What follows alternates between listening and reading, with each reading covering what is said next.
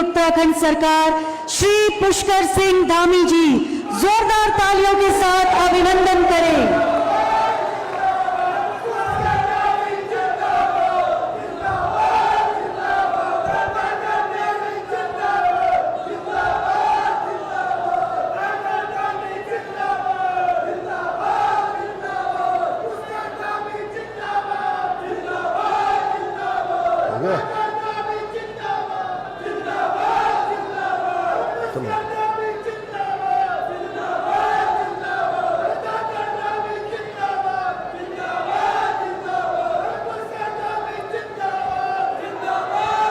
चलो बस, चलो अब हो गया, हो गया, हो गया। चलिए अब मेरे साथ बोलिए सब लोग, भारत माता की, भारत माता की, जागेश्वर धाम की, गोलजू महाराज की, हर हर महादेव, हर हर महादेव, जय श्री राम, जय जय श्री राम। आज हरेला पर्व के अवसर पर गरुड़ाबाज में जन जन की सरकार, जन जन के द्वार, इस कार्यक्रम में मंच पर आसीन हम सबके बहुत ही प्रिय नेता, भारत सरकार के मंत्री आदरणीय अजय टम्टा जी, इस जनपद के प्रभारी मंत्री डॉक्टर धन सिंह रावत जी, जागेश्वर विधानसभा के लोकप्रिय विधायक श्री मोहन सिंह महाराज जी, भारतीय जनता पार्टी के जिलाध्यक्ष भाई महेश नयाल जी, रानीखेत विधानसभा के लोकप्रिय विधायक डॉक्टर प्रमोद नैनवाल जी, जिला पंचायत की अध्यक्ष हेमा गैड़ा जी, महापौर अल्मोड़ा अजय वर्मा जी, मेरे साथ उत्तराखंड सरकार में अनेक दायित्वों पर जो अलग अलग अपनी सेवाएं दे रहे हैं श्री गोविंद पिलखवाल जी, श्री कुंदन लटवाल जी, गंगा बिष्ट जी, और विशेष रूप से जिनको यहाँ कार्यक्रम के लिए जिम्मेदारी दी गई है भावना मेहरा जी, महिला मोर्चा की जिलाध्यक्ष पूनम जी, प्रदेश मंत्री गौरव पांडे जी, लीला बिष्ट जी, सुभाष पांडे जी, नरेंद्र बिष्ट जी, वरिष्ठ नेता डीके जोशी जी, प्रताप सिंह जी, हरीश सिजवाली जी, हरीश प्रसाद जी, दिनेश पांडे जी, नगर कोटी जी, मंडल अध्यक्ष। और आज यहाँ पर इस कार्यक्रम के निमित्त, हरेला पर्व के निमित्त हमारे प्रमुख वन संरक्षक जिनको अभी अभी जिम्मेदारी मिली है श्री कपिल लाल जी, सचिव वित्त श्री दिलीप जावलकर जी, हिमांशु खुराना जी, अंशुल जी, डीएम अल्मोड़ा श्री रमेश बहुगुणा जी, और मंच पर आसीन हमारे सभी पदाधिकारीगण, सभी वन विभाग एवं अन्य विभागों से आए हुए सभी अधिकारीगण, और आज इस कार्यक्रम में विशाल संख्या में इस विधानसभा और आसपास के क्षेत्रों से आए हुए सभी मेरे बड़े बुजुर्ग माताएं बहनें, जिनकी संख्या हमेशा 60 और 40 के रेशियो में रहती है, ऐसी मेरी सभी मातृशक्ति, एक बार मैं चाहूंगा सभी मातृशक्ति के लिए सब ताली भी बजा दीजिए। और हमारे विभिन्न विभिन्न विद्यालयों से आए हुए सभी प्यारे बच्चे, सभी बड़े बुजुर्ग, मीडिया के हमारे सभी मित्र, मैं आप सभी का आज के इस अवसर पर, इस विशेष अवसर पर आप सबका हृदय से स्वागत करता हूं, आप सबका अभिनंदन करता हूं, और साथ ही आज आप सभी को हमारे लोकप्रिय लोक पर्व हरेला की ढेर सारी बधाई देता हूं, ढेर सारी शुभकामनाएं देता हूं आप सबको। भाइयों बहनों, हमारा ये पावन हरेला पर्व सिर्फ एक त्योहार नहीं है, बल्कि हमारी संस्कृति, हमारी परंपरा, हमारी विरासत और धरती मां के प्रति कृतज्ञता व्यक्त करने का महापर्व है।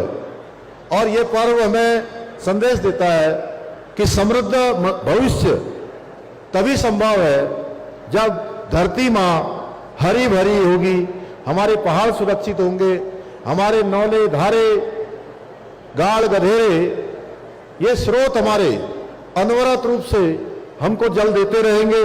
इसलिए हमारी सरकार ने आज के दिन पूरे उत्तराखंड के अंदर 10 लाख पौधे रोपण का एक ऐतिहासिक लक्ष्य लिया था और मुझे लगता है कि मैं बात कर रहा हूं और 10,80,000 ये जो लक्ष्य लिया गया था उस लक्ष्य से भी 80,000 ज्यादा पौधों का रोपण हो चुका है।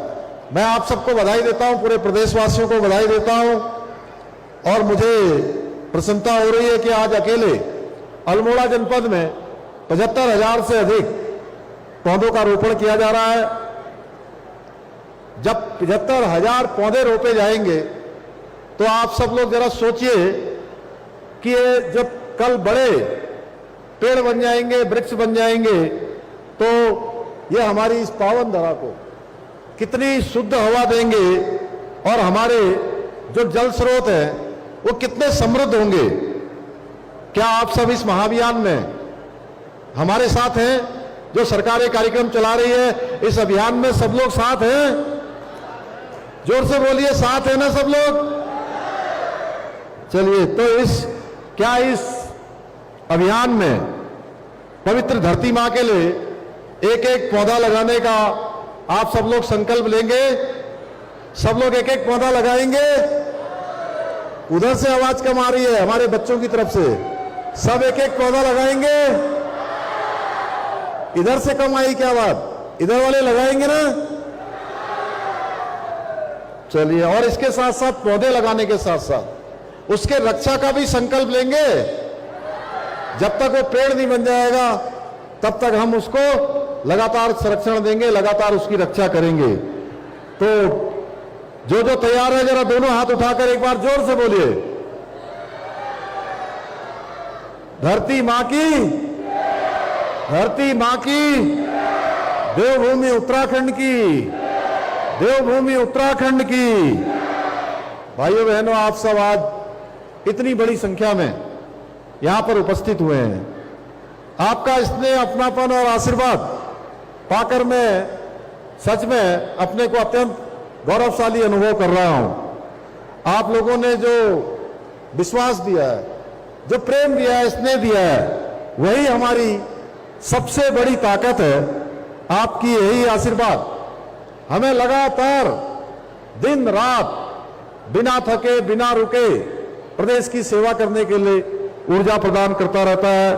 और आपके आशीर्वाद से हमारी सरकार ने सेवा, समर्पण और सुशासन के 5 वर्षों का कालखंड भी पूरा किया है।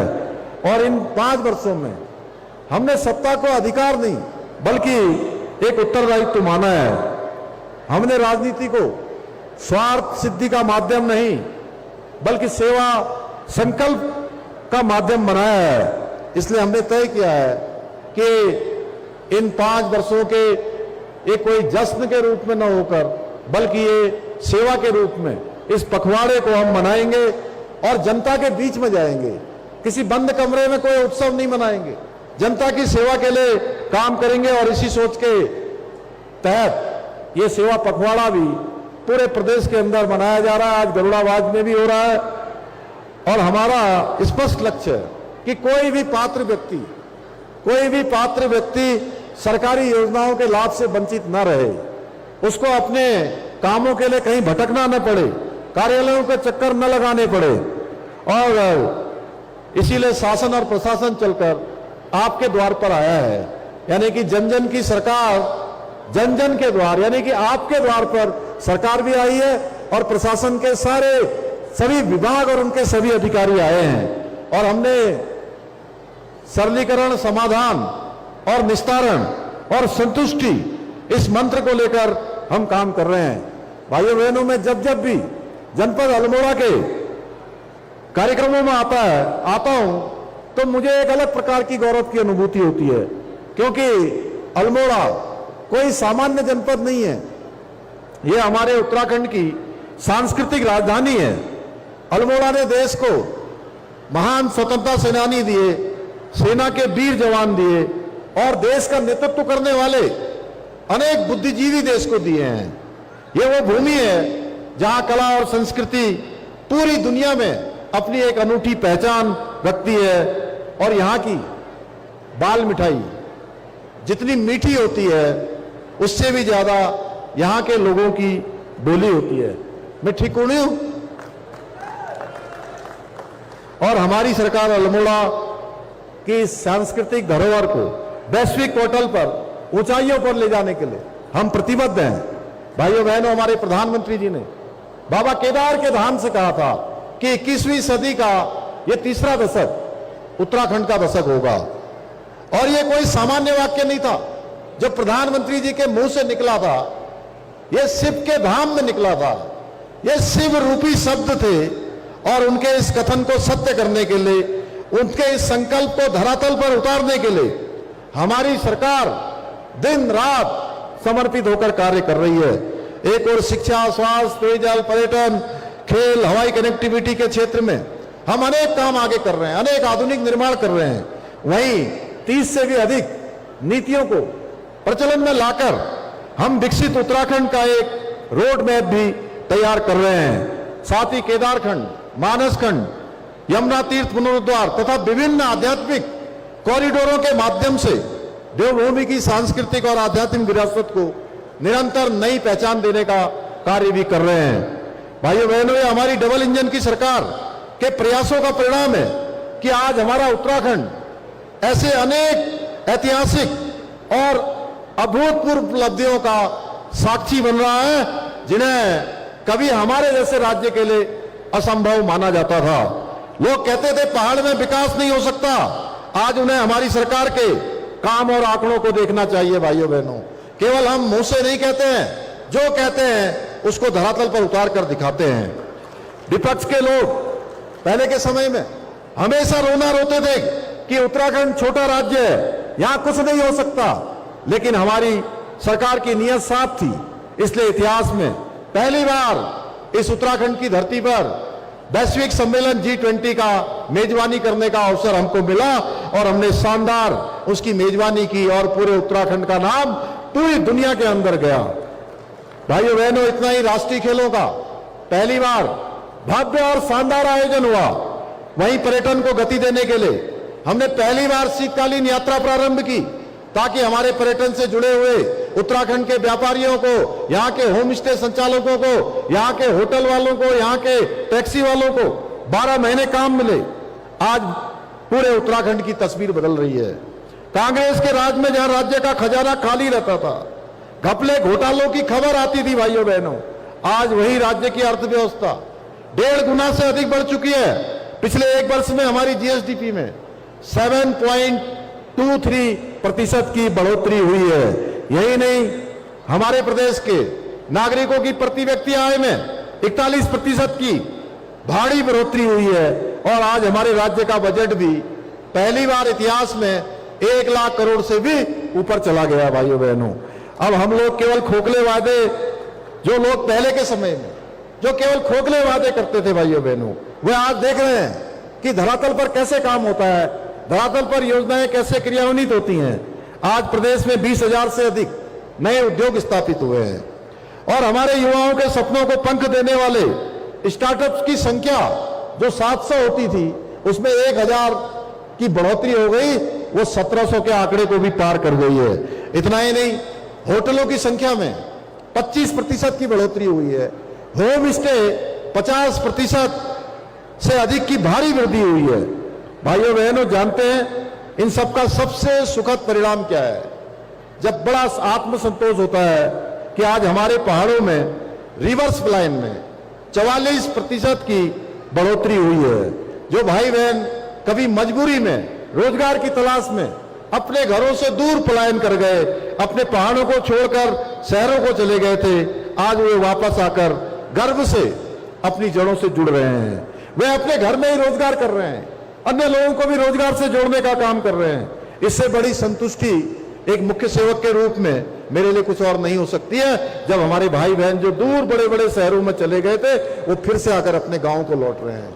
अपने घर पर आ रहे हैं, अपने माँ बाप के पास आ रहे हैं। भाइयों बहनों, आज मैं गर्व के साथ कह सकता हूं कि हमारी सरकार ने उत्तराखंड में वो ऐतिहासिक काम करके दिखाए हैं जिन्हें करने का साहस कांग्रेस अपने पूरे जीवन काल में कभी नहीं जुटा पाई।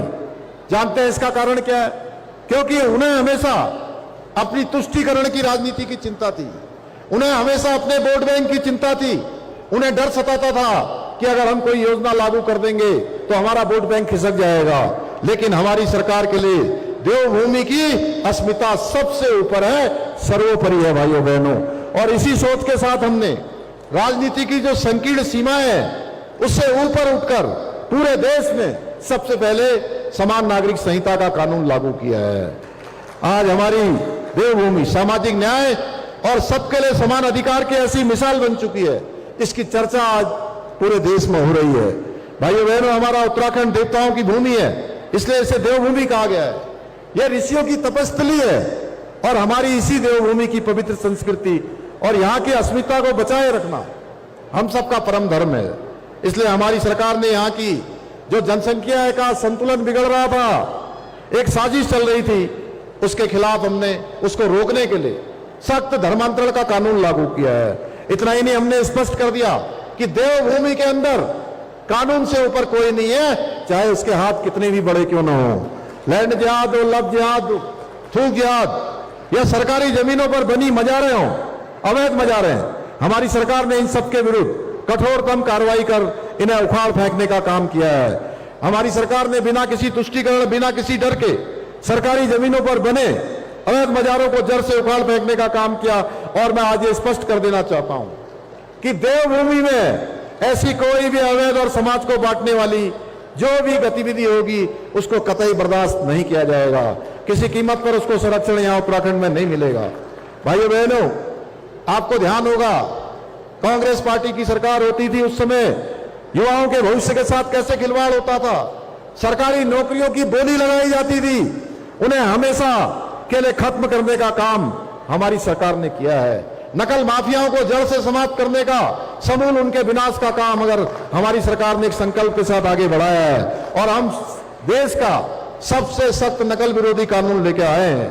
आज इसी का परिणाम है कि हमारे राज्य के, हमारे गरीब परिवारों के बेटे बेटियां, गरीब माता पिता के बेटे बेटियों को आज बिना किसी सिफारिश के, बिना किसी भ्रष्टाचार के और बिना किसी पर्ची खर्ची के सरकारी नौकरियां मिल रही हैं। भाइयों बहनों, हमारी इन ऐतिहासिक उपलब्धियों के कारण इनके पेट में दर्द हो रहा है, जिनके समय में ये सब काम नहीं हो पाए। उत्तराखंड विकास के पथ पर तेज गति से आगे बढ़ रहा है, तो इनकी रातों की जो नींद है और चैन दोनों ही उड़ा हुआ है। उन्हें इस बात की खुशी नहीं है कि उत्तराखंड के नौजवानों को रोजगार मिल रहा है। उत्तराखंड हिंदुस्तान में श्रेष्ठ राज्य के रूप में उसकी गिनती हो रही है। उत्तराखंड समान नागरिक संहिता का कानून लागू कर रहा है। उत्तराखंड के अंदर आने वाले भविष्य की पूरी एक तस्वीर बनाकर दी जा रही है, एक रोड मैप बनाया जा रहा है। उन्हें तो अपनी डूबती हुई जो राजनीतिक जमीन है उसकी चिंता हो रही है। जिन्होंने दशकों तक पहाड़ के पानी और पहाड़ की जवानी को केवल बर्बाद करने का काम किया, आज जब यहाँ की जवानी अपने पहाड़ों को संवारने के लिए वापस लौट रही है तो भी किसी को इनको हजम नहीं हो पा रहा है। भाइयों बहनों, जिन्होंने घपले, घोटालों और तुष्टीकरण की राजनीति की, उन्हें ईमानदारी का विकास भला कैसे दिखाई देगा? आज जब हमारी सरकार पूरी पारदर्शिता के साथ युवाओं को रोजगार दे रही है, भ्रष्टाचार पर कड़ा प्रहार कर रही है, तो इन लोगों के पास जनता के बीच जाने के लिए कोई मुद्दा नहीं बचा हुआ है। इसलिए ये झूठ और भ्रम फैलाने की, विकास की राह में रोड़ा अटकाने का काम कर रहे हैं। लेकिन मैं आज इस बाबा जागेश्वर के पवित्र धाम से कहना चाहता हूं, ये लोग चाहे जितना जोर लगा लें, चाहे जितने षड्यंत्र रच लें, हम उत्तराखंड के साथ साथ हमारे इस पवित्र जागेश्वर विधानसभा का समग्र विकास करके ही दम लेंगे। जब तक अंतिम छोर तक विकास नहीं पहुंच जाता तब तक हम चैन से नहीं बैठेंगे। आज मुझे आप सबको बताते हुए प्रसन्नता है कि जागेश्वर क्षेत्र के विकास के लिए हमने जो घोषणाएं की थी, उन सभी घोषणाओं को हमने धरातल पर उतारने का काम किया है। हमारी सरकार ने सालम क्रांति के वीर शहीदों के सम्मान में जैती में भव्य शहीद स्मारक का निर्माण कार्य पूरा कर लिया है। वहीं जागेश्वर धाम आने वाले श्रद्धालुओं की आस्था, पौराणिक विरासत को सहेजने के लिए जागेश्वर धाम श्रावणी मेले को अब राज्य मेला घोषित किया जा चुका है। हमारी आस्था के केंद्र त्रिनेत्रेश्वर एकादश रुद्र महादेव मंदिर, नौदवल मंदिर समूह, ग्राम बमन इसवाल का जीर्णोद्धार कार्य भी सफलतापूर्वक पूरा हो चुका है। साथ ही जागेश्वर धाम के सुनियोजित विकास के लिए मास्टर प्लान के तहत विकास कार्य किए जा रहे हैं। पवित्र जटागंगा उद्गम स्थल का सौंदर्यीकरण और विकास कार्य भी पूरा हो गया है। इतना ही नहीं, तहसील जैती के अंतर्गत ग्राम पंचायत कुमालसे के तोक खड़िया नौले में लिफ्ट सिंचाई योजना का निर्माण कार्य भी पूरा कर लिया गया है। इसके अलावा हमने राजकीय उच्चतर माध्यमिक विद्यालय मन्या डुंगरा का नाम महान स्वतंत्रता संग्राम सेनानी रघुबर दत्त जोशी के नाम पर कर दिया है। भाइयों बहनों, हमारी सरकार जागेश्वर धाम की पावन छवि को वैश्विक पटल पर चमकाने के लिए दिन रात काम कर रही है। इसके लिए हमारी सरकार द्वारा श्रावणी मेले में आने वाले श्रद्धालुओं को अनुभव को दिव्य बनाने के लिए 10 करोड़ से अधिक की लागत से मुख्य जागेश्वर मंदिर परिसर का आधुनिक और हेरिटेज संवेदनशील लाइटिंग कार्य 100% पूरा किया जा चुका है। वहीं कुबेर मंदिर की आधुनिक लाइटिंग का कार्य भी तेजी से आगे बढ़ रहा है। साथ ही जागेश्वर मंदिर की प्राचीन ऐतिहासिक घंटी को सुरक्षित रखने के लिए उसे नवनिर्मित संग्रहालय में सहेज दिया गया है और मंदिर की परंपरा को जीवंत बनाए रखने के लिए ठीक उसी स्थान पर एक अत्यंत सुंदर प्रतिकृति स्थापित कर दी गई है। यही नहीं, आरतोला जंक्शन पर एक भव्य प्रवेश द्वार, 120 मीटर लंबी फीचर वॉल और 250 मीटर लंबे नक्काशी द्वार पत्थरों वाले रास्ते का निर्माण कार्य भी युद्ध स्तर पर चल रहा है। इसके अलावा utility block, river front development, parking plaza और आटोला बसेरा जैसी महत्वपूर्ण परियोजनाओं के शीघ्र शुरू करने के लिए वन भूमि हस्तांतरण और आवश्यक अनुमतियों की प्रक्रिया भी तेजी से पूरी की जा रही है। भाइयों बहनों, विकास की हमारी यात्रा यही रुकने वाली नहीं है। जागेश्वर की जनता ने जो स्नेह और आशीर्वाद सदैव हमें दिया है, उसी ऋण को चुकाने के लिए मैं आज बागेश्वर विधानसभा के लिए कुछ और घोषणाएं भी यहां पर करना चाहता हूं। जैसे हमारे विधायक जी ने एक लंबा पत्र मुझे दिया है इसको, और ये कोई पहली बार नहीं हो रहा है कि विधायक जी जो है ये पत्र दे रहे हैं। जितनी बार भी यहाँ आते हैं या देहरादून आते हैं, ये इतना पत्र हमेशा लाते हैं। इसमें भी 38 प्रमुख बातें इन्होंने लिखी हैं। इसको मैं अपने साथ लेकर जा रहा हूं। और जो इन्होंने एमए की कक्षाएं शुरू करने के लिए कहा है, मैं घोषणा करता हूं कि एमए की कक्षाएं यहाँ पर हम शुरू करेंगे। और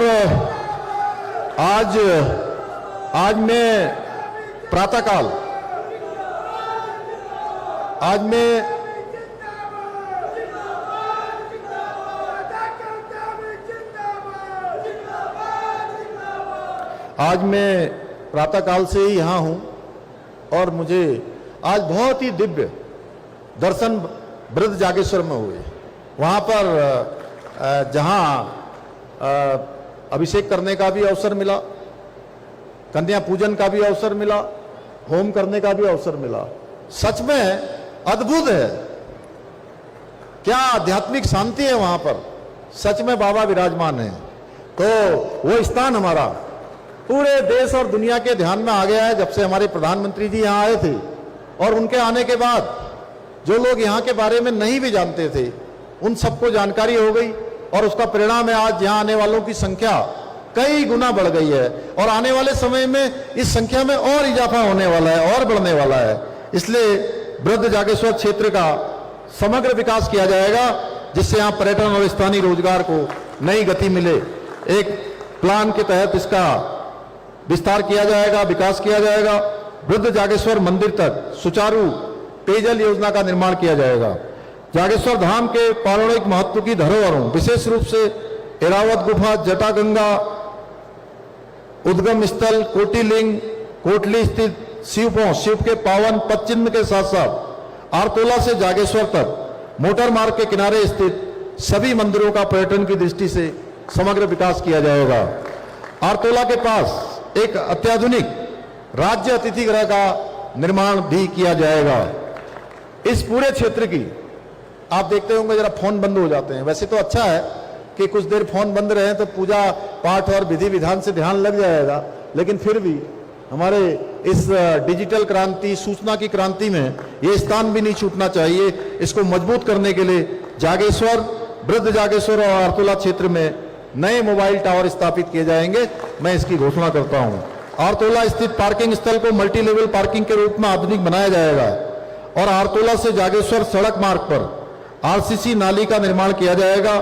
साथ ही सड़क के शोल्डर्स को चौड़ा किया जाएगा, जिससे वृक्षों को काटे बिना सड़क चौड़ी हो सकेगी और वाहनों की आवाजाही भी सुगम होगी।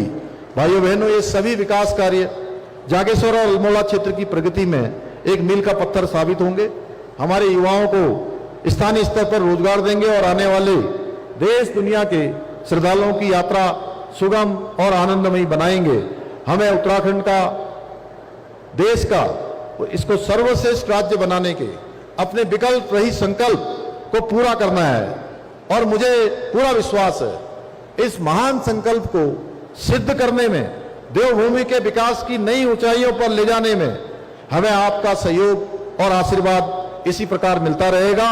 इसी विश्वास के साथ पुनः आप सभी को मैं हरेला पर्व की शुभकामनाएं देते हुए और आप सबका हृदय से आभार व्यक्त करते हुए अपनी बात को समाप्त करता हूं। धन्यवाद।